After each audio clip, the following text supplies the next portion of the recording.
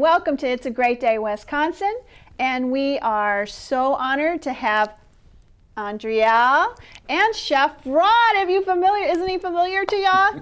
He's the best chef in town. Well, I don't want to diss anybody, but to us, he's the best chef in town. Welcome, welcome, welcome. So how was y'all's weekend? How did everything go? Busy for me. Busy? See, I had homecoming weekend because I participated, but Chef Rod had homecoming weekend because he had a lot of patrons. Lots of patrons. I love the homecoming weekend. It starts weeks before the college homecoming. We have our high schools that do their homecoming as well. And well, we're in Fitchburg now, but my restaurant's in Middleton. But all the way from Rockford, we'll get high school folks to come down and visit. I did some work up in Rockford a few years ago, and I kind of won over some fans at one of the high schools there, and they come down and visit. It's a tradition now the last 4 years, at least a group of those guys come down, and I go out to their tables and I visit, and I always wish them well, make sure they're having a safe night. I always put my one-liner in them corny. I always say, all right, I don't want to see you in the newspapers tomorrow, unless it's something positive, so stay safe. Oh, that's And so great. I always go out and do that, and they get a kick out of that, so which is kind of fun. Wow, so that sounds great. And then homecoming, we had it all across the board. Yeah. We also had it at the University of Wisconsin. We did. Homecoming, Badgers. Being an alumni at UW, I had an awesome time. I was the executive producer of the Step Show, so we had Step Africa, professional step group come in, and then we had the organizations from the National Pan-Hellenic Council, so the African American Greeks, and that's 8 organizations. So it was overwhelming, but it was exciting because here on the show, we get the opportunity to sit in front of the camera. But when you executive produce something, I'm sitting completely behind. Yeah. I'm sitting and I'm cueing sound, lighting, just graphics, and it's a lot of people. Spotlight. It's like they're coming from this way, they're going this way, and it's like, wow, like this is coming together, and I have all these cues. So I'm not enjoying the show because I know what's coming up next. I need to, I need to let everybody know you need to move from here and here, and it was exciting, and to see it come together, and it was successful, and people liked it. Oh, that's great. I just was like, this is something I could see myself doing more often, so I really enjoyed doing that. But then, we had soirees, which make sure if you get an opportunity to look at some of the multicultural newspapers that they have here in the city, they were definitely there taking photos. Because we have so many, I don't want to just shoot out one. We won't miss anybody. We don't hurt anybody's feelings. So everybody that picks up papers here in Madison, which, is it 3 or 4 of them? Oh, there's 2, I think, major ones, but there's a lot of other smaller ones. But they definitely were out there taking photos. I did host 2 alumni soirees, so I had a really good time. And people came in. I met a lady who graduated in 1971, and I told her, I was like, my mother was one when you graduated. So I wasn't even thought about. But I just had a really good time, and just meeting a lot of the older alumni, getting their experience on campus, and just them even seeing the campus, just they lit up, like it's just way different from when they went to school here. So I had an awesome opportunity, was in a parade. And we talked about it a little bit on my radio show. Plus there were they were not local artists, but there were artists in town like Wale, Bubba Sparks, a couple of larger artists who were here doing concerts. So it was a nice time. That sounds like it was fun and bopping around town. It was some late nights and some really early mornings. Well, we also want to bring up that we're going to have our own little costume contest. We are. For the best original costume. It's for adults, it's for children, it's for teens. We want you to come down here on October 21st at 4 o'clock. 4 to 5, and we're going to have judges and candy, and you could win a prize. You could. And we don't know what it might be, but it might be something really awesome. We don't want you to miss out on that. And you'll be featured on the show. You'll be featured on the show, and you'll have the bragging rights of being the scariest or the cutest person in town. So we'll see about that, right? But we also want to bring up the fact that we're going to be going to Euster's. We are. Doing some pumpkin rides and haunted house. Yes. The haunted house is on Friday, the October 18th. So anyone who wants to meet us there at 7 o'clock and get really scared, come, because I'm really scared about going in there And Not me. I love a good scare. I want the biggest, best scare you can bring my way. I don't know. There's something about being on a barn or a farm where there's nothing but pumpkins out there. You know, if the pumpkin monster is going to come out or what. And, you know, and it's in the middle of a silo or barn, and there's all these strange things going on. I don't know. That just sounds like a Nightmare on Elm Street to me. I'm kind of nervous about it, but if you want to come and support us, we'll film you. You'll be put on the air. We'll watch you get scared. So you'll have a good time. Have a good time, yeah. So, and Euster's, tell them a little bit about Euster's, because I know you were like, Kathy really wants us to go to Euster's. Out of all the pumpkin patches around here, they have a really big tradition in this area because they've been here for quite some time. Oh, yeah. It's between Stoughton and Oregon, and they have hay rides. They sell pumpkins, obviously, pumpkin patches. They have a petting zoo, and it's great for small children to go up close and pet a little lamb or kittens, and they're always baby animals. And they have just everything you imagine, rides. Kids can just run and pick their own pumpkins, and then the haunted barn, of course. And then they have a little store where you can go and try all these different wonderful tastes of pumpkins or pumpkin apples. desserts. Yeah, caramel, anything fall. It's just awesome. And I took my kids there when they were younger, and it didn't have as much, but it was awesome then too. And now it has, I mean, it's like a little mini amusement park. And it is somewhere to go and visit. But we'll be showing that on the show and watching all the fun stuff going on. And then also we'll be visiting Kneaded Relief with Nichol and Duke. And that's a great place to go and relax when you need a break from the kids from Halloweening or Fall Fest or everything else. So is there anything else coming up that you're interested in or that you want to bring up there? Well, I definitely want to make sure that people out there, because we've had, if you kind of watched us from the beginning, you've seen that because we had Kathy's wonderful daughter on the show doing some art, as she did, and we have Jamil who did us some poetry with the AIDS Network, and we want to make sure that people are participating. So if you know any local artists, make sure you let them know as well. Because what we're going to start doing is, I have a radio show on Monday nights, and I call it Midnight Mattress Music on WSUM.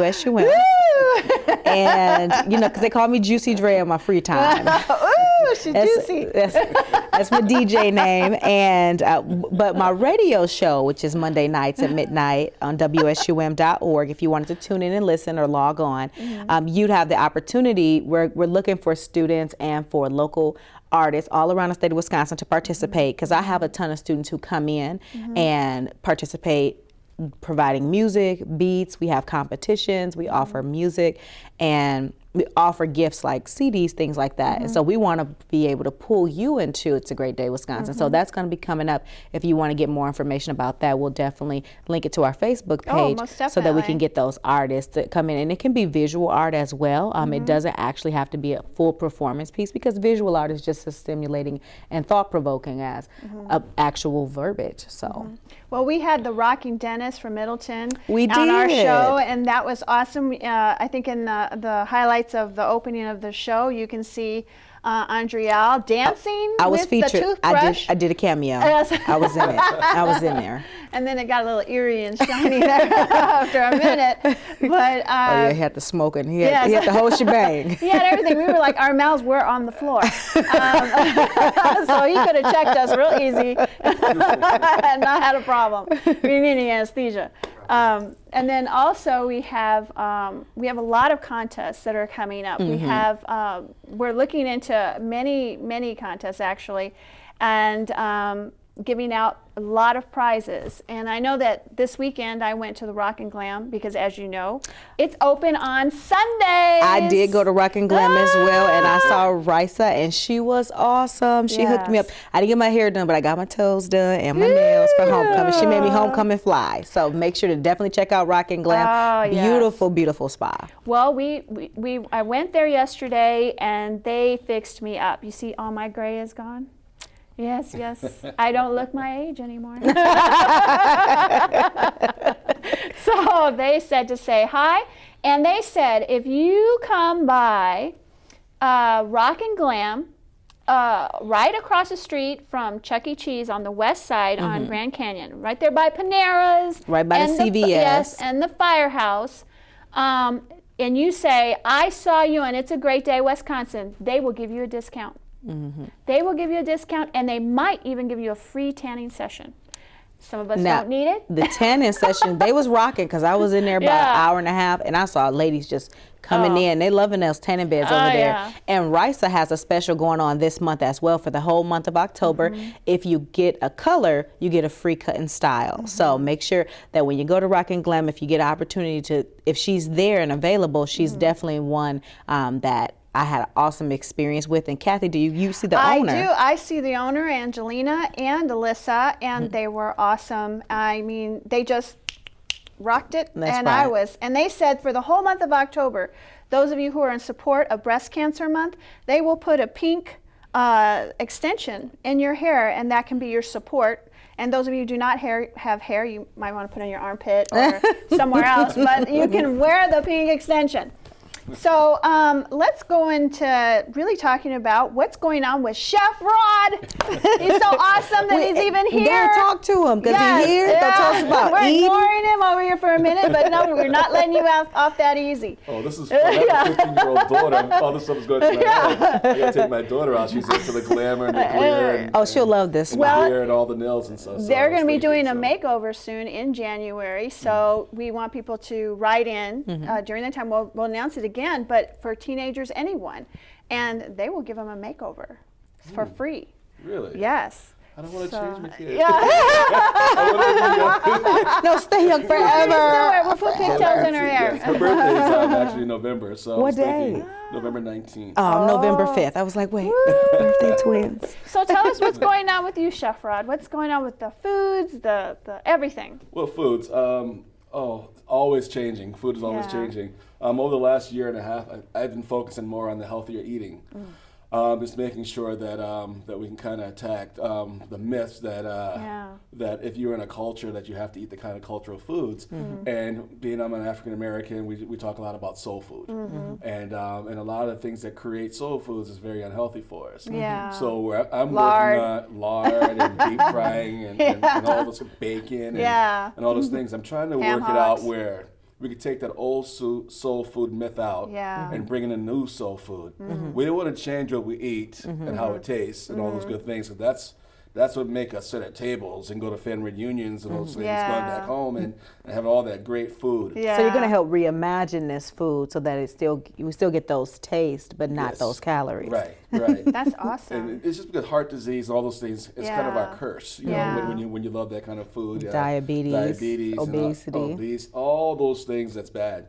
So instead of, because I want that fried chicken. Who doesn't love fried chicken? Oh my You know, gosh, that's part of our staple, yeah. the fried chicken and collard greens And the pies. And Well, the my mother-in-law used to and make that mac homemade and macaroni cheese. macaroni, cheese. sticks and sticks of butter. Yes, yes. Yams. Yeah, you know, we can go on forever and ever. The fried okra, the grits, and the corned beef hash, and all those kind of things that's really good for you. Yeah. So I've started creating these little, taking one recipe, one dish at a time, and kind of recreating it. And with 100 Black Men, I'm one of the 100 Black Men, and we've gotten together. We start creating this cookbook, Oh. and we're taking the old soul out, putting in the new soul, That's but keeping the good. same food and flares. So we've once a year we get together.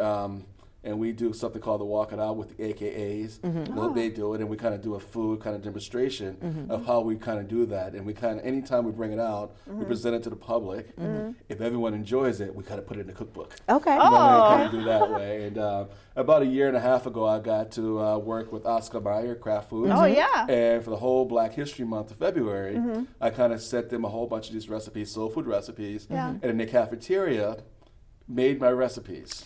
Every week, made the recipes for it, and I had the opportunity to come in mid-month, and I got to cook it myself. So this is your interpretation of my recipes, and I cooked for the whole entire executive team, showing them how we take out that old stuff that's not good for us, put in the new stuff. And some of the dishes we made was fried chicken. We made we baked our fried chicken.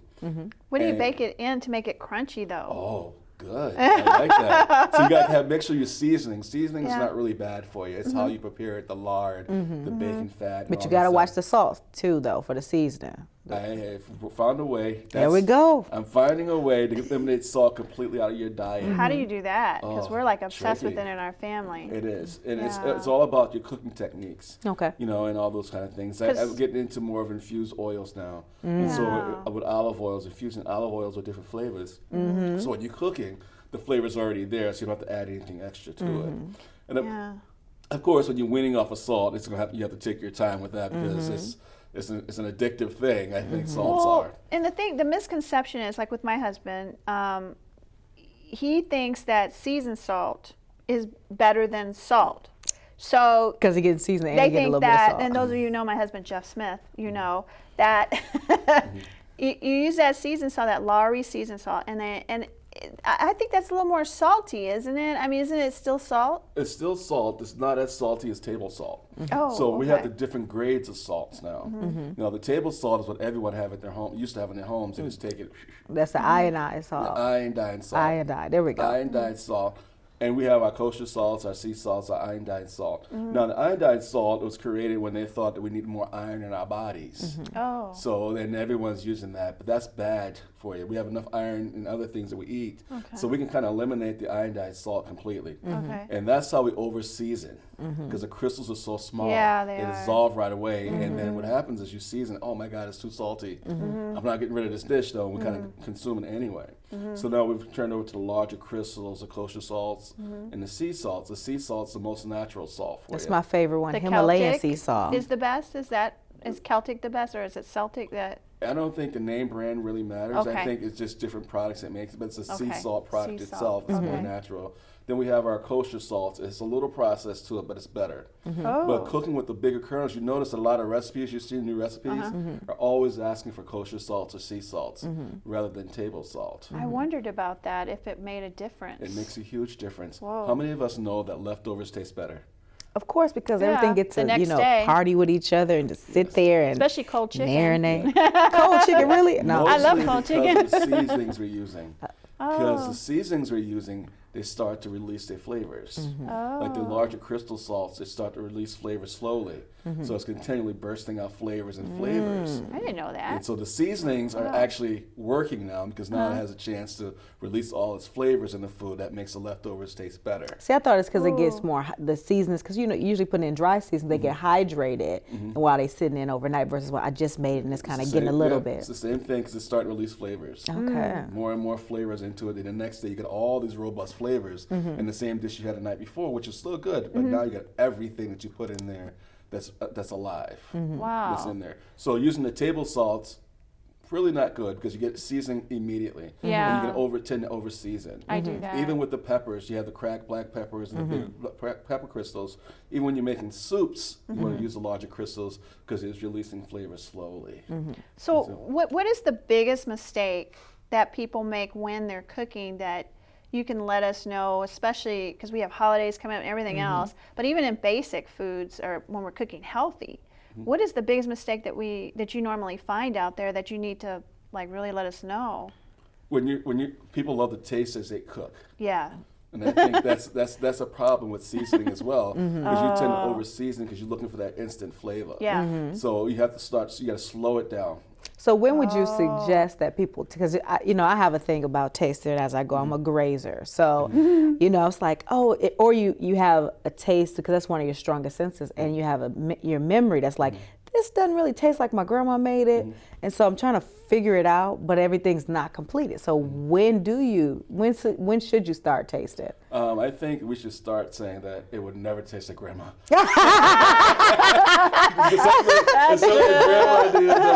Grandma never makes it the same. Never. You watch her cook, she's always a little bit of this, a little bit of that. So it's never, ever gonna be grandma. But I think that when you start halfway through the process, I think that if you're cooking from your head and not using a recipe, a lot of that's just based on you and your skill at cooking. But if you're following recipes, the biggest thing I see when I teach my live cooking classes once a month, I always say a recipe is only a guide, period. It's not the beginning, it's not the end, it's only a guide to tell you what they suggest that goes in this dish. And what you add will make the difference. What you leave out will make the difference. Now, except when you're baking, because you really need to follow a recipe when you're baking most of the time, though, because you can mess it up real bad. You can mess baking up Okay. if you're baking is a lot of patience. Yeah, it's a lot of precision.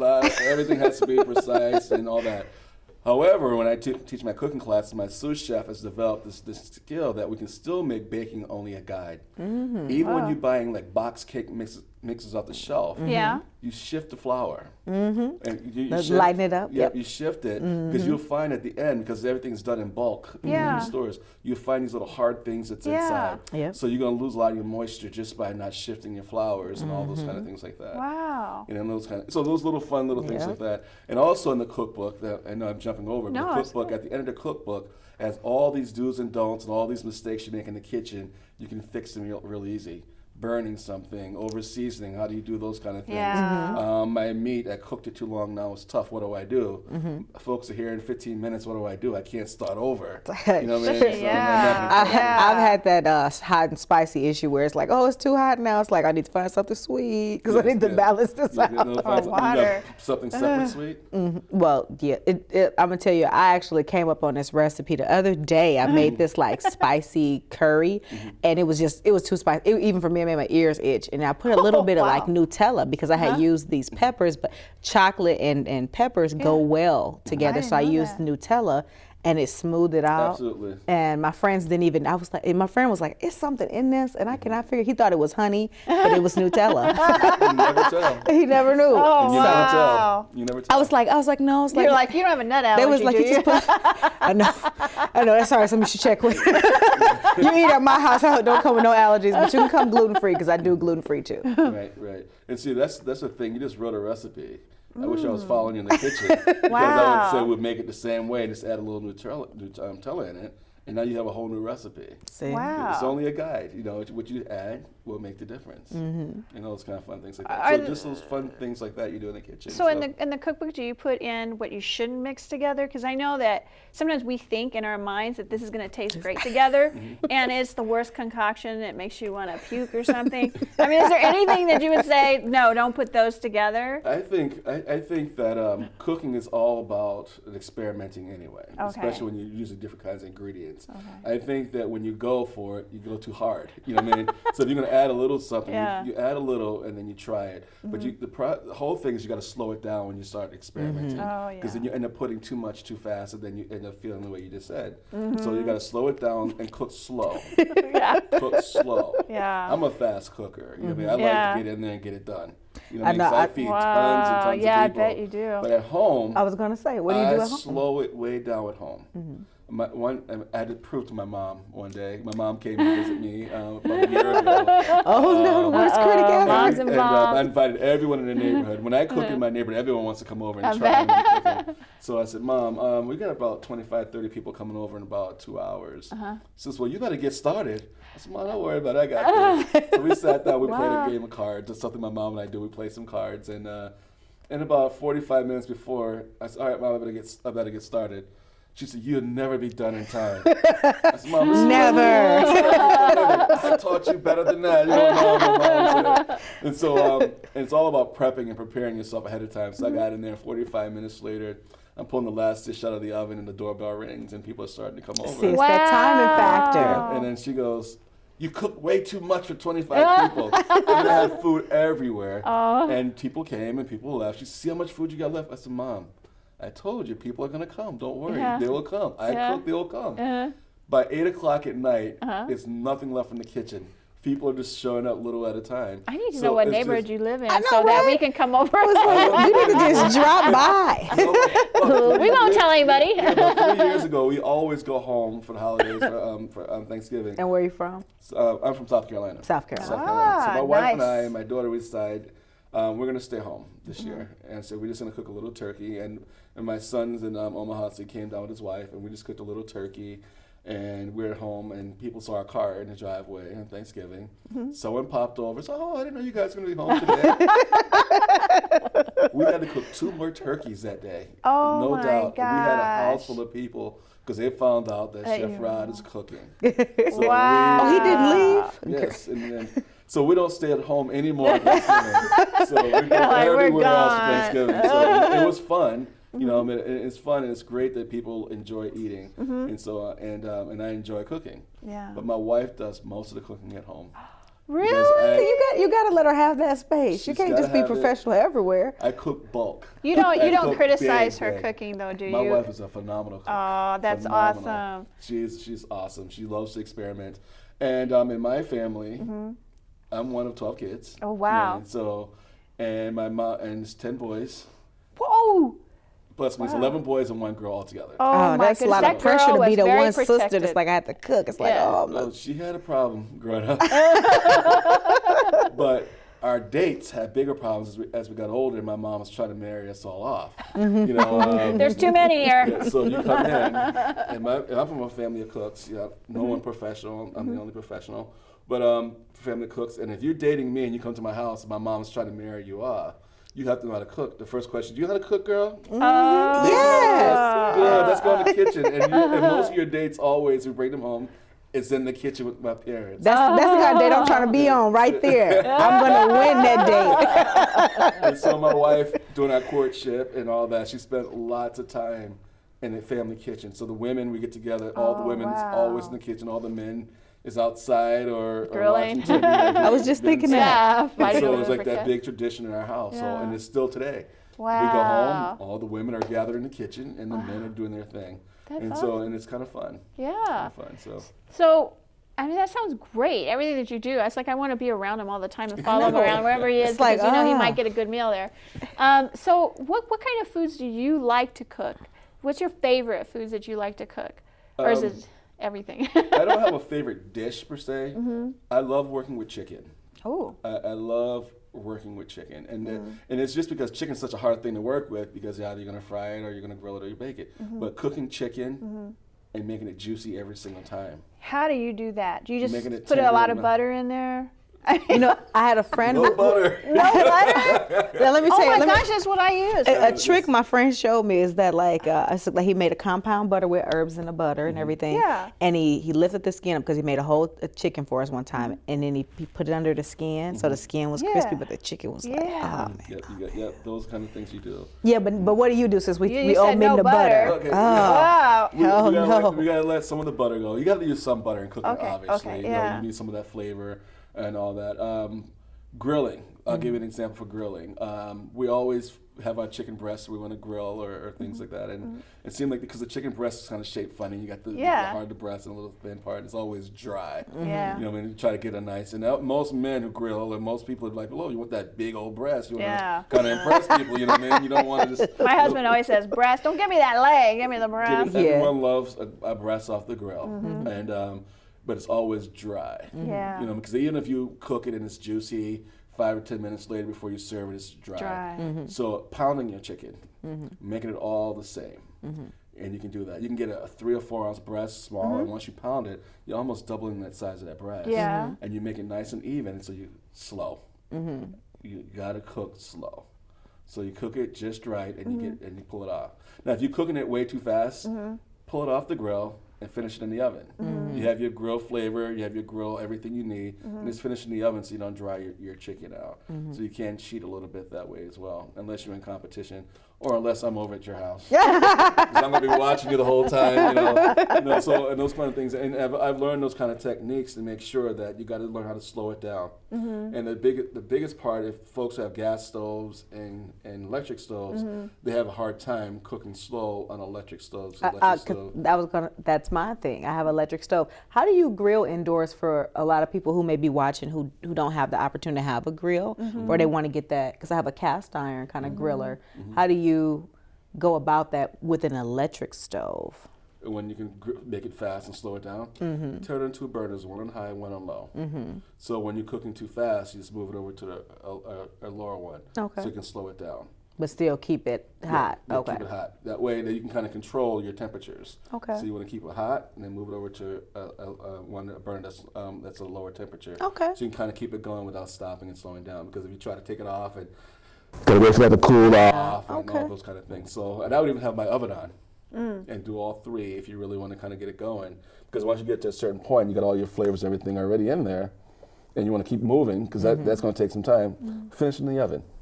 Wow. Now, we know that you're going to be working with It's a Great Day Wisconsin, and you're going to, which we hadn't worked out all the logistics, but you're going to do a show. And what kind of things would people be anticipating? Should they anticipate from this show? One thing, we're going to really work a lot with healthy eating. Yeah. I think that's the biggest thing right now that's going on. Everyone around the globe, and talk about trends, the new trends that are happening, because people are eating different. We have so many new allergies that it's out there now, and it's so hard to kind of Cheese keep up with allergy. that. No, I mean cheese. I thought you said cheese. I was like, what? No. There are folks who have cheese allergies. Yeah. There are folks who can't eat chicken anymore. They're allergic to chicken. The gluten-free. We talked about gluten-free. At my restaurant now, I have a whole menu just for gluten-free people because it was so frustrating years ago when the gluten-free became a big thing that folks come in, all they can get is this. You can only get one thing. No, you come in my restaurant, I have a whole menu for you. So they get your menu, and you get your menu, you get to flip it over. You know what I mean? You have more than one page. So I like to make sure that people can have a whole bunch of things to eat. Even our vegans, even though gluten and vegan, they kind of think it's kind of the same, it's not. You know, vegetarian and vegan is different. Yeah. So even my vegans, you got choices. You know, And that's always nice to, Yeah. when you want to go to a nice restaurant with your friends or someone takes you out, Right. that you don't have to be confined to one small area. And that's one thing I can say about Wisconsin I've noticed, because I'm from Memphis, and I have not run into a lot of places there that have so many healthy option choices and that embrace the alternative food lifestyles. So I think that's definitely awesome. And that's one thing I wanted to bring up was a year ago, you might not be able to tell it now, but a year ago, I used to be vegetarian, and then I was almost vegan. But I could not find, other than the Whole Food store on University Avenue, anywhere else where they made that, you know, delicious, you know, vegetarian or delicious vegan food.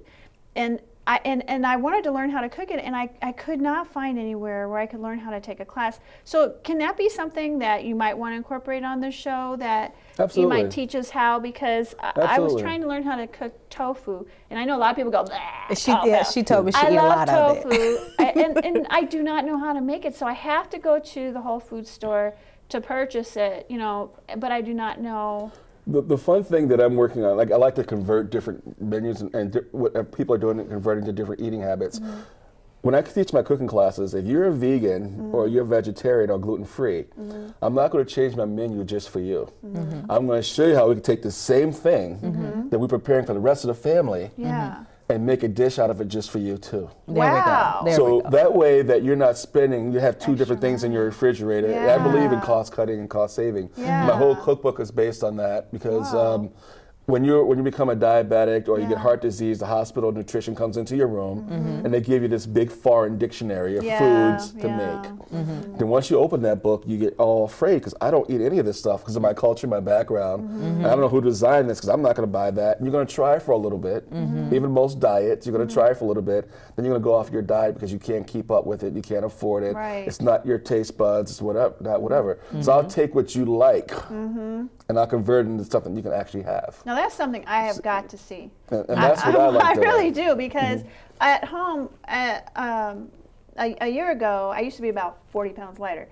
And I used to try to make something incorporated what they were eating, and I could not do it. I had to make a separate meal for myself, like a tofurkey something, you know, with whatever I was making, and then make them the regular, you know, chicken and butter all over and potatoes and gravy and all this other stuff. And that's why you So, weren't successful. Yeah, I could not Because do it's it. hard. It's hard.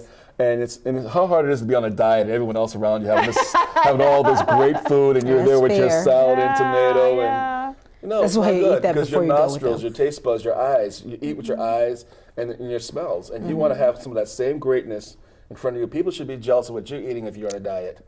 And not, you shouldn't be the other way around. And I the want to kind of quantity make it of the it. same. The same. Oh, I'm so looking forward to this. I really am, because just to be able to have a hands-on on learning how to make this stuff. I mean, you try to go on the internet and go to Valley Gal or all this other stuff that they have out there, or other chefs, and they make it look easy, but then when you try to do it yourself, it's not easy the way they're doing it. So it's nice to have someone here that's local that can actually teach us and show us. So if anyone is interested in learning from Chef Rod, we need to come to the shows and support him. He even teaches small children. I know that you have a class or something I that you did do. 3rd, 4th, and 5th graders. Oh. You got to teach them early. We taught them how to eat healthier after school snacks. That was all about when you get home and no one's there. Yeah. What do you eat? And it's also better for the parents' pocketbooks because I'm trying to eliminate all the box pizzas and all those Hot things, Pockets. hot pockets and things you're gonna pop in the microwave. Yeah. What the kids learned on the 3rd, 4th, and 5th grade level, we did 3 days a week. Wednesday I went in, I showed them a recipe. On Thursday, they showed me the recipe back, and on Saturday we invited the parents in, and they cooked the food for the parents.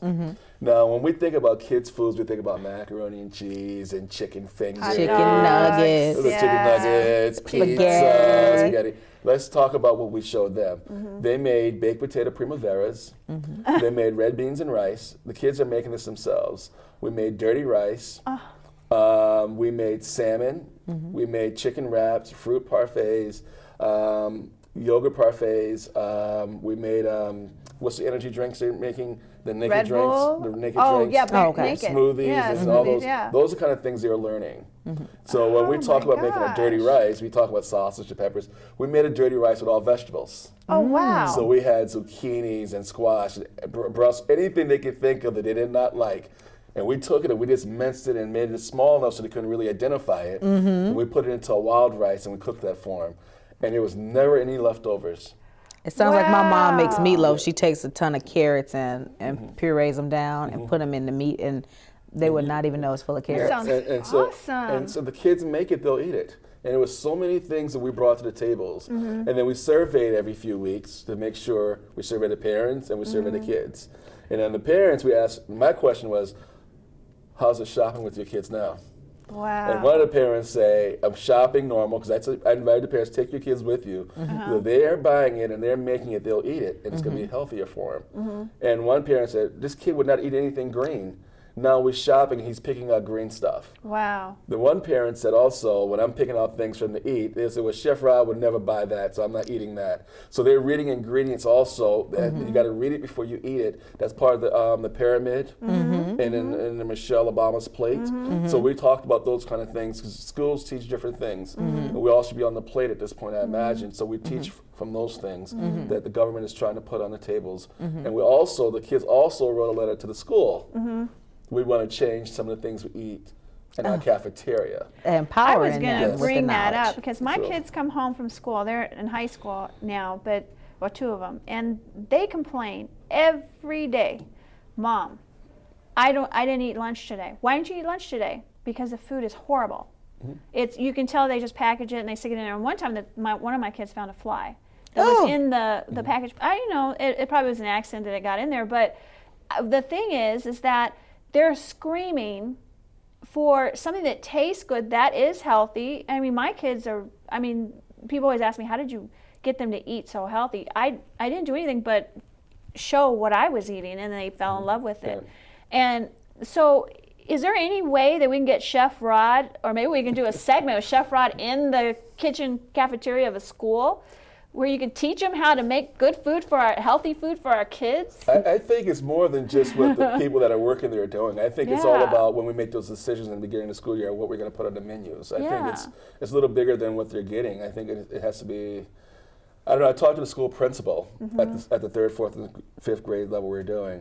And she was excited because we invited her to come on Saturdays as well, and she ate with her kids were making, and she was having a great time as well with it. So we don't know how it's going to go. I think it's decisions that's made not on the school level of what goes into the school classrooms and all that. And I think by educating the kids and getting the kids even at that age more educated, I think they can make the difference. I don't think I can alone, but teaching the kids, I think they're empowered to do it, and we're teaching them how to speak up for themselves. That's this true. is what we want to eat.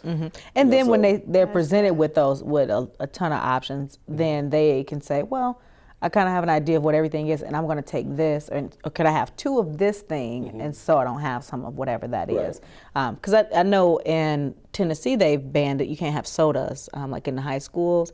Like our school used to have a contract with Coca-Cola, and now they don't allow sodas in the school, so the schools kind of lose some of those contracts and things. I know Verona doesn't have. I think most of the school districts now do not allow Sodas the and powder. sodas or the candy and all that vending machines Yeah, the in the vending school machines are anymore. done. I think vending sodas, machines are some gone. sodas are still there in some of the high schools, but I know most of the vending machines are done. But Sounds like you need to start a micro entrepreneurship program with the youth, seriously, and have them have their own little vendors carts in the schools or outside of the schools selling this fabulous healthy food that you're teaching them how to make. And then they can also learn to save money to become a great chef like you and have their own restaurant too. My most concern is that we kind of break some of the habits, like with me, growing up and eating the stuff that I ate growing up. Yeah. But with my kids, I've kind of broken that habit. My son calls me all the time, Dad, I'm inviting people over to my house. What can I cook? I want to make this. So he's already teaching my grandkids how to be healthier eaters. If you come to my house, my daughter friends come over, if they're going to eat at our house, they're not getting box pizzas, or every now and then it's okay to order Pizza Hut, but they're getting chicken Parmesan, chicken Alfredo with broccoli that she's making herself. Can I be your friend? So she's making her own healthier foods at home. Wow. Last year for homecoming, as she was 14, instead of going out to restaurants like most folks do, she set up the whole entire house for her friends to come over, and we cooked their homecoming meal at my house before they went to homecoming. Good. That's awesome. And so those are kind of things I want to instill in the younger folks, that you don't have to go out and get the fast food, the McDonald's and all those kind of things. You need to keep yourself healthy. Those are special treats. That's not an everyday meal. And if you have to go out because your parents are taking you, let's make better decisions on what we're ordering from those menus. Because there are things at McDonald's and those places you can eat that are healthier. You just gotta know. There's sugar in the salad there. Is that true? It's probably in the dressing. But it's fine. If you get a salad that has sugar in it, isn't that much better than eating a burger? Yeah. I mean, it's the choices you have to make. If you have no choice, making better choices. When you get a soda instead of a carton of milk. So those are the kind of things I'm teaching the kids. If you have to go, just make better decisions. Or if you have to have it share, and then you don't take the full burden of everything that's in it. Well, we definitely had an awesome time with you coming in. We are super excited to see the show. I'm so excited about the new show coming up, because we're going to invite people to come and be a part of the audience and learn how to cook healthy and be healthy. I know we just talked to Mayor. I was talking to Mayor Pfaff about. He was talking about how exercising and it's making him feel better. And I was telling him I need to get back into that. And I said after the holidays, and he said no, you should do it now. And so we should start eating healthy now too. With Chef Rod. Absolutely, we start healthy. Yeah. Yes. Now, is there anything you want people to know? Just give them one last tidbit about Chef Rod. Something to know about Chef Rod? He wears black. My sous chef and I both wear all black, and we went out to we're doing a competition, and we did win the competition, and all the whispering that is the ninja chefs. The ninja chefs. There are ninja iron chefs. So we keep the black on, so we're going to continue with the black. So what about the cookbook? When is that coming out? Oh boy, it's. When we started out with the cookbook, it was just about all the soul food stuff, and this was the year that we were planning on getting it published. And then last school term, we started with the 3rd, 4th, and 5th graders. That opened up a whole new chapter for us. Yeah. So we want to incorporate some of that in, because now we want not just the adults to get the cookbooks, we want it to be kids friendly as well. So that's pushing us back some dates on that. And now, because it's all healthy, now we have to get all the nutritional facts in there, and we have to make sure those are solid. Okay. Wow. So with the critics reviewing the books, now it's more work, more legality stuff we have to put into the cookbooks to get it done. But that cookbook, it's coming. Does it have a name yet? Ooh.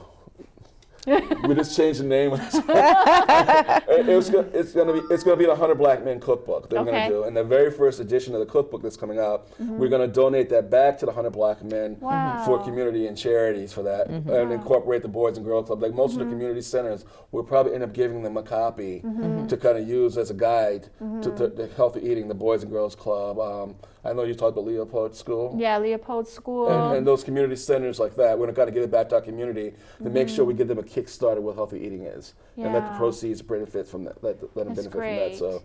So that first cookbook is all about giving back to the community for sure. And we are going to come up with round 2. We're going to get a second edition as well. Great. All right. Well, we'll announce it on this show so people can buy it, and we'll put links. As soon as you get it published, let us know so we can put it out there. And I'm working hard on making that happen. I want to get it done in 2014.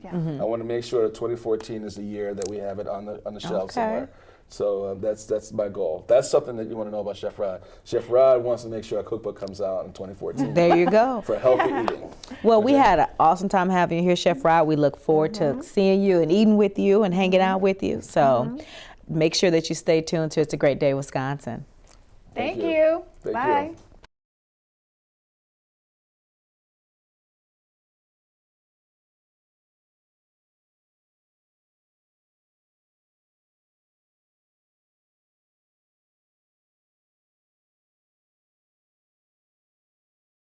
Welcome to another edition of It's a Great Day, Wisconsin. And today we are so honored to be here with Mayor Shawn Pfaff of Fitchburg. Thank you so much for being here. Well, welcome to Fitchburg. I'm glad you could do it here. Thank you. Well, as you know, It's a Great Day, Wisconsin is filmed in Fitchburg here on Lacey Road, and we just want to bring up that we're well supported here. So if anybody out there has a business and they're interested in coming out here, I will even, as a business consultant, help you develop your business here in Fitchburg. So Mayor Pfaff, why don't you tell me a little bit about what development's going on here, or what's going on? Well, welcome again, Shawn Pfaff. Thank I've been you. the mayor of Fitchburg since 2011. I've lived in the community almost 10 years. You know, Fitchburg is the first immediate suburb of Madison. Wow. So our location is just second to none. You're literally less than 10 minutes from the state capitol and a world-class university here. One of the things that's really attractive about Fitchburg is our diversity. Not only do we have incredible geographic diversity, we have a very urban core, we also have rural areas because we were a former township. We have economic diversity as well. We have some of the wealthiest people in Dane County. We have some of those that are on the end of the economic scale that we want to help out. But we also have incredible demographic diversity. More than 30% of us in Fitchburg are African American Hispanic. So there's really a lot of opportunities for people to get involved in. And business climate in Fitchburg is really starting to take off. Oh, it sure is. We just opened up the new Pro Mega's Feynman Center, which is their new $110 million development of their brand new facility last week. And Pro Mega is kind of quintessential Fitchburg, high-end research, close to the university. So people from all over the world came last weekend to Fitchburg. Wow. But back to that Amazing. diversity piece of Fitchburg, we also have manufacturing. This week I'm going to be opening up a business that's been in Fitchburg for nearly 50 years that's expanded and grown, doing manufacturing. And so we really are attracting all kinds of people from whatever walk of life they come from and whatever their interests are. With the incredible location of the state capitol university, it's really a nice place, and now I know why you chose to have your show here. Most definitely. I feel like, even though they say that there's the belt line, but this is the belt line into Without the traffic. Without the traffic. And there's just so much going on here now. I've been noticing all the new development that's on Verona Road currently, and it just keeps going. I just can't, you know, I'm so impressed. I know that we're meeting with, later on in the show, we'll be seeing Kneaded Relief. Wonderful business. Yes, and it's a beautiful spa that I've gone to many times because of stress. But it's just so much growth and development, and the schools are awesome. And I know that you share with Verona. Well, one other thing about Fitchburg, why it works, is because of our location, also the energy that's here. And we as city leaders have had tough conversations over the last 20, 30 years. We just became a city 30 years ago. Wow. We were a township, and we kind of became a city in kind of reaction towards Madison wanting to annex us. So sometimes Fitchburg gets criticized for not having a central city area. Yeah. In fact, we use that as our advantage. Yeah. So we're seeing incredible development occur along our 18151 corridor, one of the busiest highways in Wisconsin. Sure is. We're halfway between Epic, the fast-growing medical software company in Verona, and downtown Madison, where all the young, hip people want to live. What's right in the middle? Fitchburg. Right. We're also seeing growth happen in our private sector businesses along that corridor, manufacturing, places like Sub-Zero, Playcon, so good family supporting blue-collar jobs as well. But one of the things I'm the most proud of is we've begun the last year or two, and under my leadership, and fortunately the council's been there with me, is we're really starting to redevelop neighborhoods in North Fish Hatchery Road. Some of the most incredible diversity of population in Wisconsin, more than 50% African American Hispanic. instead of just gentrifying and doing things where we turn our backs, Right. we're redeveloping. Wow. Some of that housing stock up there is 40 years old. Wow. In the private sector, along with nonprofits, I'm working with pastors in town, as well as local government. Right. We're starting to really see the redevelopment occur. Wow. So we want people to be safe in their home. We want people to have a chance to take advantage and take control of their neighborhoods.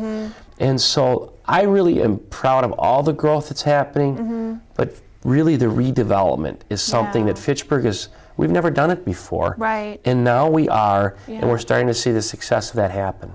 I think it's awesome, and not only that, you have the park developments. It brings a sense of community, and I'm those of you, I probably get letters, but I'm glad you didn't annex with Madison, because it encourages people to step up and to develop their area and to have a community relationship. I would think there's probably generations of Irish farmers that agree with you on that as well. But I think, where are we 30 years later? Yeah. People are here because, for the most part, because of Madison. Right. I moved to Fitchburg because of its proximity to the state capital, where I worked and work around now, but also graduate school at UW-Madison. Fitchburg can be its own city and still enjoy many of the things that we like about Madison, but do our own thing. Yes. You mentioned earlier in the show about how Fitchburg doesn't have one central school district. We have 3. Yes. Now, sometimes that can be a real impediment when we're not all cheering for the high school football team on Friday night. Right. So we have to work even harder to become a better connected community. So let me give you a couple examples. Okay. A couple years ago, Fitchburg, after a 20-year journey, decided to build its first ever library. It's a beautiful $13 million building. $10 million was raised through tax dollars, and we thank the generosity of the people. About $3.5 million was raised through contributions and donations. Wow. We were one of only 2 communities in America in 2011 to build its first ever library. Wow. So in the throes of the recession, we decided to invest in the public sector so people, again, from all parts of life can come. The second example I'll give you is recently we just opened a splash pad park, where kids can I didn't come. know that. It's a park where you don't have deep water at all. If you're disabled, you can enjoy it. Why are we doing those things? The business community, focus groups, but frankly, the taxpayers and the residents have said, how do we become better connected? Yes, yes. With that incredible diverse population, economically, geographically, demographically, as well as no central school district, we have to really double down to become a better connected community. And we're starting to see that here. Yes, most definitely. Yeah. I know that I used to work with our former president of the Latino Chamber of Commerce, and then used to work with the Madison Black Chamber of Commerce, among other entities. And I can attest that it is very diverse here in Fitchburg. Becoming more so every day. Even more so. And our studio is here. We have some new shows coming up that are very diverse. We have a Latino talk show that's coming up very soon that will be bilingual. So I have to give kudos to the mayor here, because he has been more than supportive of all community, no matter who you are or what you are. So that is very positive here in Fitchburg. Do you have any up-and-coming events that are going to be happening in Fitchburg? Sure. Well, recently we just held, a couple weeks ago, the Hispanic Heritage had their luncheon here. The first time ever they came to Fitchburg and did that. So we actually had Madison City leadership come to Fitchburg, which was nice. Wow. Not to bring up that old fight. But, we have a lot of good things that are happening. For example, this coming month in November, we're going to have our business luncheon, where that started out 20 years ago with 25 guys sitting around the table talking about a little bit of things. Now we have more than 500 people that come. Whoa. So we really see the growth, and we're really starting to see more people get a chance to be at the table. As society becomes more and more connected through the internet, Twitter, whatever, sometimes in government, we still are a few generation behind to get the right people at the table. Real quick story for you. 2 years ago, Fitchburg, under my leadership, we did our census. Every 10 years you have to do a census. And I first saw that, and I saw, wow, 30% of us are more than 30% are African American Hispanic. I'm like, well, these are the people that we are serving, and they are part of our community. So department heads, we work closely on these things. But the other thing that we did is we had to redistrict our city council maps. Wow. So in one of the most selfless acts in political history, 4 alders voted for a nonpartisan map that created 2 minority-majority districts. Wow. So 4 current alders all had to run against each other to allow that to occur. Wow. Because that occurred, we also created a rural seat as well, because we still got farms in Fitchburg. Yeah. I was really proud of that. I wholeheartedly endorsed it, led the effort. It passed unanimously. Yeah. In this year, we elected our first Hispanic alder. Wow. Now, he was elected for a lot of reasons. He was a good Yeah. candidate. He worked hard. But it just demonstrates that if you allow a conversation to occur, everybody has the same information, and real-time analysis is done, you can move your community forward.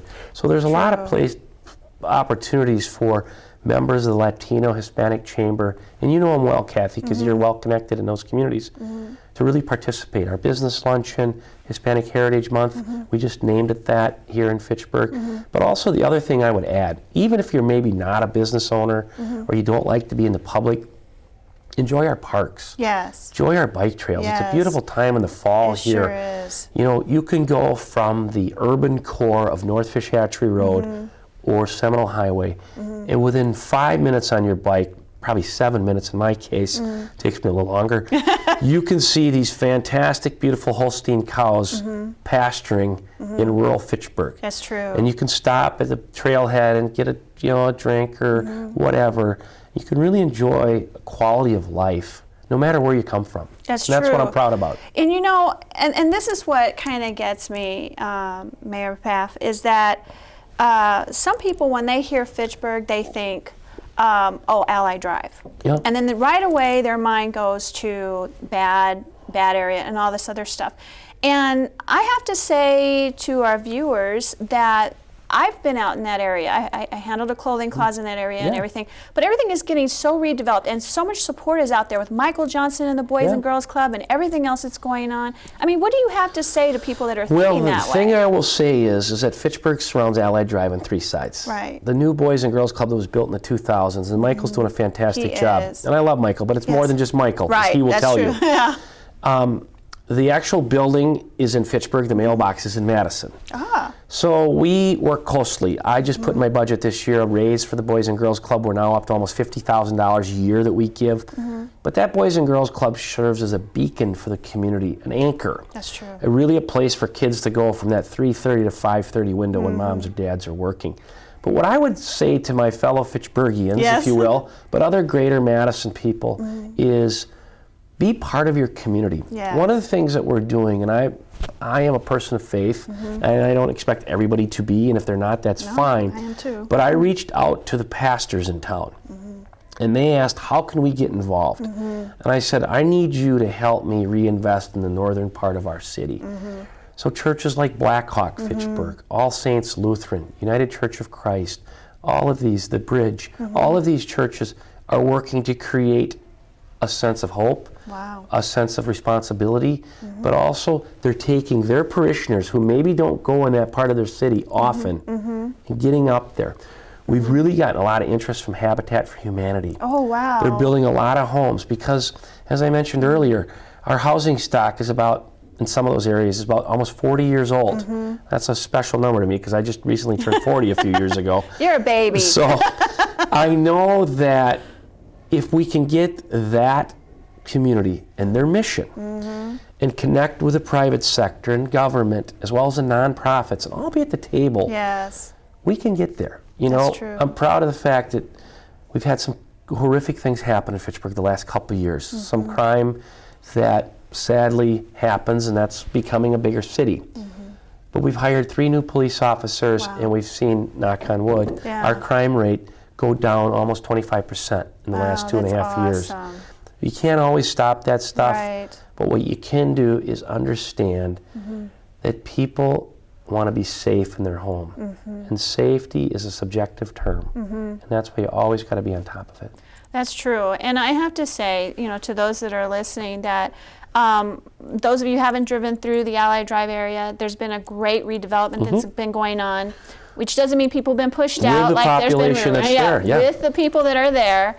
And it's awesome, and it's safe, and it's beautiful. I mean, it's been just beautified up over there. And so if you haven't driven through there lately, take a drive, take a look. It's not what it used to be or what people used to think in their minds. Things are really awesome here, and they're growing at a rapid pace. I will just add, Kathy, real briefly, the other thing we briefly did was one of my first budgets, we put money into resurfacing streets, getting the street lights canopy a little bit broader, knocking down some old trees that were there, and we've really worked with the owners of the duplexes or the 8 type apartments, 8-unit apartments, and clean it up. Yeah, I've noticed It's the broken glass theory, and that's where government has to do its part. We have to put in the public's money to reinvest, and sometimes that will drive the private sector to say, hey, this is pretty good. Because again, back to the original premise, the location is incredible. It is. It really is. And it is another corridor into the Capitol that needs to be used. So if it's something that you're interested in, if you live in the college area, or you work at the Capitol, or you live even in the Verona area, and you need something that's halfway, or Mount Horeb, this is a great halfway point into hitting everywhere. I had a chance 2 years ago to go to a conference at the White House, sponsored by the administration, Obama administration. It was about first-tier suburbs. So I sat with mayors of like Shaker Heights, Ohio, which is a first tier of Cleveland. A lot of doctors from the Cleveland Clinic originally lived there. Maple Grove, Minnesota, Rosemont, Illinois. First-tier suburbs. And one of the phenomena that's happening with first-tier suburbs is you're almost seeing like a donut effect. Where you're seeing downtowns of central cities get redeveloped, then you see a gap, and then you see wealthier people live out in the exurbs. And one of the things they said with these first-tier suburbs, Fitchburg, ironically, now is a first-tier suburb, is reinvest through the streets, through public projects, but also really drive the conversation. So the next thing I want to do is I want to work closely with Superintendent Jen Cheatham, Madison Schools. She's my age, so there's a little generational thing going on. And really talk about how important Leopold School is to Fitchburg. Fitchburg, not only on our tax bill, but also on where people have to send their kids. Now, some people will choose to send their kids to Edgewood, or their open enroll, virtual schools, or homeschool. That's all their choice, because you only get one shot with your kid. And that's why I want to sit with Dr. Cheatham and be her partner, because if you can figure out these first-tier suburbs, the location is incredible. It and really you don't have to is. sit in traffic. And so that's was a really eye-opener for me. And I applaud the White House and others for putting that event together. I was glad the city was able to let me go. Well, that's awesome that we're even a part of that. And I just want to say again, kudos to the mayor of Fitchburg and his support. He's supporting everyone, and not just the African American and Latino and the Asian or Native American, but everyone. It encompasses everyone. I love Irish farmers. Irish farmers, Norwegians, you name it. He's for you. So yes. So if you want to get more information, or you're thinking about moving your business here or starting your business here in Fitchburg, how might they be able to just let them know? Absolutely. You can contact Fitchburg City Government at 608-270-4200.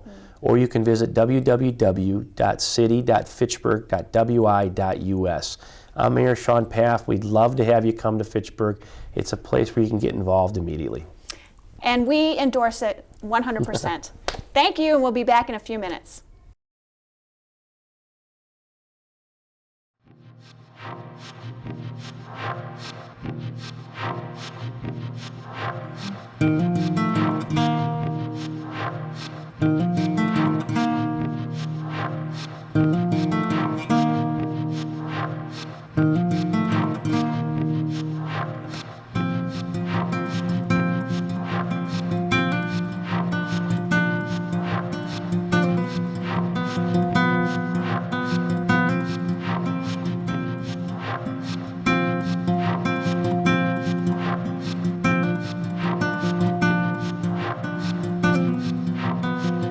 welcome back. We're here with Nichol and Duke of Kneaded Relief, and they have a wonderful spa here in Fitchburg. Welcome. Thank you for being here. Now, I understand I've actually been here a few times, and it's such a great place to visit, but not just visit, but to partake in. Can you tell us a little bit about your services and what you provide? Sure. Yeah, we do massages, facials, manicures, pedicures, natural nail only. We do shellac manicures. Duke is our personal trainer, so we do fitness. We have wellness classes.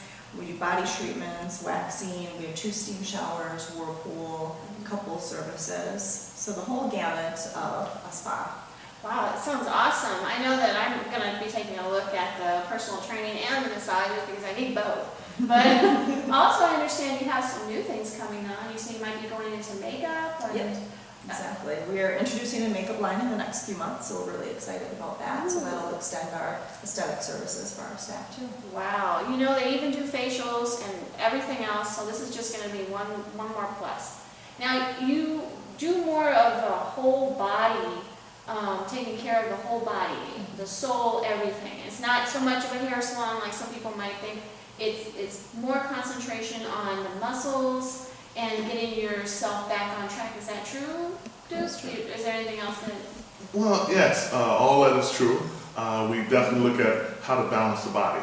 You know, through massage, we do 2 types of massage. We do your basic relaxation massage, which is our spa service, or we can do therapeutics. So if you have any problem areas, you know, we work with individuals who've been in car accidents, we work with individuals that are having hard times in life. So it's unlimited of what we do, as well as facials that we do. We do have complimentary skincare analysis, so you can come in if you have any questions regarding your skincare, we can make that happen. Ben, I also was voted Madison Best Personal Trainer for 2013, so making that happen, having fun with that. My job is to get you to understand how to have fun and work out at the same time. Keep it simple. Love yourself more and get out of your own way. That's the best advice I can give anybody when they're starting out an exercise regimen. So we keep it personal. It's one-on-one personal training. It's not the big box gyms that you go to. So I'm really focused on making sure that you get your results in a timely fashion. That sounds great, because I know that you need that personal care, and it's somewhere where you can go local, you know, you can support local, and especially with the holidays coming up, this would be a great gift. Now, what kind of gift cards that they might want to purchase to give to their family members or friends? The nice thing with all of our gift cards is they come boxed in a nice gold gift certificate box. So some of our guests, they'll be like, oh, I saw it under the tree. I knew exactly what it was, which was exciting. And they can do any service, any dollar value that they want. We have a lot of people that come in and do a couples massage, which we have a special in December where if you purchase 2 60-minute relaxation massages, you get a free couple steam with it. I'm doing that. That sounds great. So we have quite a variety of different gift cards that they can purchase, and then we also have retail available as well for at-home care. That sounds great. Now, what made you guys start a business like this? Where was the passion? Was it one night Duke was massaging your back and said, hey? We actually kind of started it backwards. Neither one of us I'm an esthetician, Duke's a personal trainer, massage therapist, and we actually went back to school after we owned the spa. Wow. So it was more because of Duke's fitness background, and I was working part-time at a spa after I graduated college, and met Duke and knew he wanted to open a personal training studio, and we were presented with the opportunity to purchase Kneaded Relief, and it just kind of was the right fit, and met with the owners, and it clicked, and we thought, why not? Let's try this venture out. And we were definitely all about the wellness, and I had talked to Duke about how his personal training and fitness and working out goes hand in hand with massage, so it just kind of was natural for us. Wow. Well, I have a little edge on everybody else out there. I've known Nichol and Duke for a while when they were on Park Street starting out. So that was a great location you started out with. But being out here in Fitchburg, how has it, developed your business, or how much do you like it out here? I mean, it's gorgeous. It's just gorgeous. Yeah. Well, we've always been known having quality service. In our old location, we got the one-eye look. to say, well, I don't think I can go to the place, but we always had great quality services at all times. So moving out to Fitchburg was, the best thing we could have done. Giving us the space that we needed, so we can do the things that we truly love doing, is helping people feel their best. Not only just look their best, but feel their best. But coming out to Fitchburg, we wanted to be outside of Madison. We wanted to be something that had a little bit more outdoorsy. Something that's going to make my guests feel, wow, this is really nice when I'm looking out on the prairie and I can see cranes, I can see deer, I can see a lot of different wildlife. So it was a fit that was just like fitting on the glove, and we love it, love it, love it. Yeah, and what I like so much about Needed Relief with this location is that it's not like they're way out in the country. They're actually just minutes to the capital, honestly. So if you work in government, or you work, Governor Walker or Mark Pocon, you come out here and get a massage and relax, chill out, kind of thing. But it's not that far from anything that's going on in Madison, and also it's so close to Verona and all these suburbs that are out here too. We're just minutes to everything. So it's just a perfect location for everyone to come in. There's no excuse for you guys out there not to come and visit. Now, if there's a great thing going on, if you say, I saw you on It's a Great Day, Wisconsin, Nichol and Duke will offer. We'll actually give them their choice of either a free eucalyptus steam shower, or they can get one of our fitness classes for free. So you can try out one of our awesome fitness classes we offer. Oh, that sounds great. If you guys don't take advantage of that, then it's just going to be all for me and my staff. But you should try it. Well, is there any other information you want to get out there and let people know about? Yeah, we have a couple great events coming up. We have a Black Friday event, which everybody knows about Black Friday. Mm-hmm. It goes from 6 until 9 a.m. and we offer a great discount off on our gift certificates. Mm-hmm. So people can come in, get discounts on gift certificates, discounts on our retail, and just be able to get that shopping out of the way right away. And we actually have a lot of our guests that come in, and that's the opportunity to purchase for themselves as well. Yes. It is, it's great. And then we have an open house every year. It'll be our 16-year anniversary this year. Wow. Yes. I know, It's isn't so it crazy? old. Has it been that long? Yeah, 16 years, yes.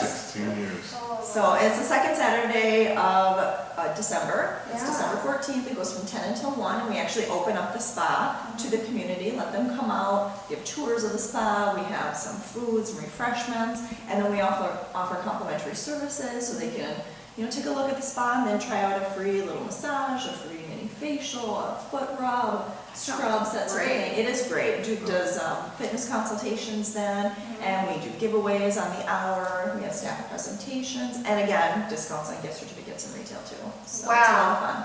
We're going to be out here and we're going to film, but we want you to come out. Maybe we can catch you on film and put you on the show and see you benefit from the benefits of Needed Relief.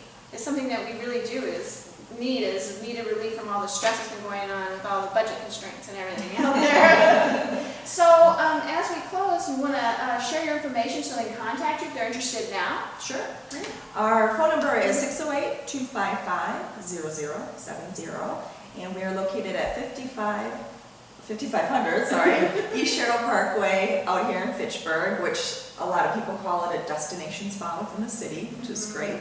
Our website is kneadedreliefdayspa.com, which is KNEADED, or we also have another website which forwards to that one. It's a lot easier. It's krspa.com, so that's a lot easier to remember. Well, that sounds awesome. You guys need to come out and check them out. Remember, they are the best in Madison, and there's a reason for it. Come find out why. We'll see you next time. Thank you. We'll see you in a minute.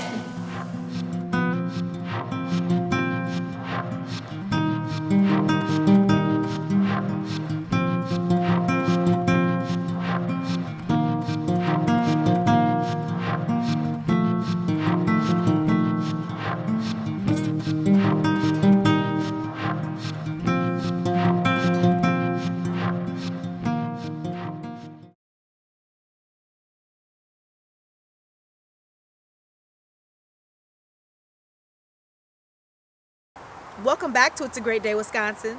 I'm Andrea Moore, and I'm here with your jobs. We have 3 awesome jobs for you today. One with the Academy of Little Learners, with Spherion, a temp agency local in the area, and also Swiss Colony. All right, first up for you, we have the Academy for Little Learners right out here in Verona, Wisconsin. They have positions open immediately for preschool teachers. This is a full-time position with a pay range from $12 to $14 an hour. The educational requirement for this is a bachelor's degree and or 1 to 20 years of experience. Experience will be with children from K through 12, preschools, or daycare. Possible nannies would also be accepted within this position if you have the year's worth of experience with the demographic. Next up, we have Spherion is currently seeking an insurance system auditing specialist. This person will work within the IT division. This is a temporary position, but it is full-time. The shift is for 12:30 p.m. to 9 p.m. This position pays $13 an hour and has an educational requirement of a high school diploma or equivalent.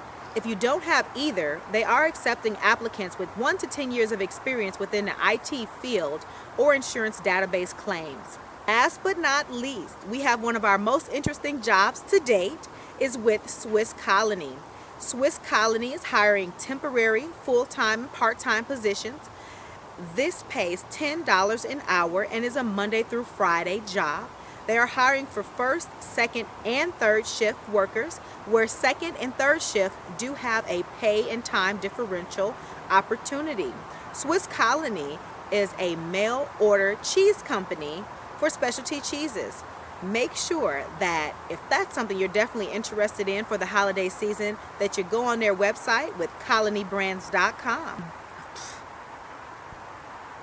I hope you enjoyed all the jobs that we had available for you this week. If there are any jobs that you'd like us to feature on our show, make sure to let us know at itsgreatdaywisconsin@gmail.com. You can also add us on Facebook and send us things in our messaging. We look forward to presenting and hosting anywhere you need us, especially with job fairs or career fairs. Those are definitely things we're interested in as well. Make sure to stay tuned to It's a Great Day, Wisconsin.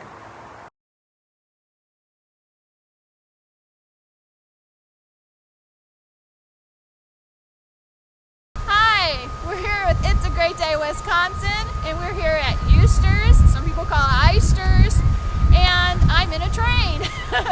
And we're here promoting and helping people to see what's out here in Wisconsin. This is a perfect place for kids to come and get your pumpkins.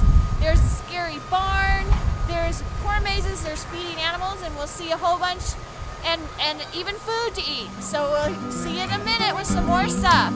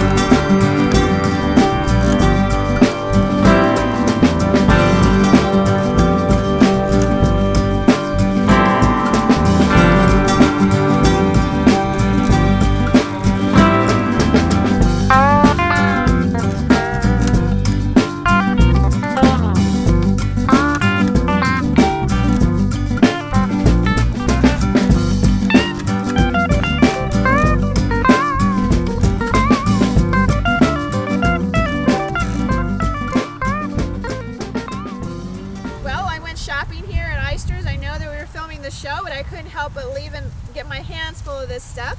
We'll be back Friday night at 7 o'clock. For those of who dare, come and join us at the Haunted Scream Park. And from what I understand, there's going to be 3 huge buildings. They hire actors. It's really scary. Someone that went through it shared with me that normally, she doesn't get scared really easy, and that she jumped out her skin like I don't know how many times. She says like 5 or 6 times. So this is going to be the place to come to if you really want to get scared. And you'll see us being scared in the next few days on the next show. So come to Eugster's. This is a great place to be.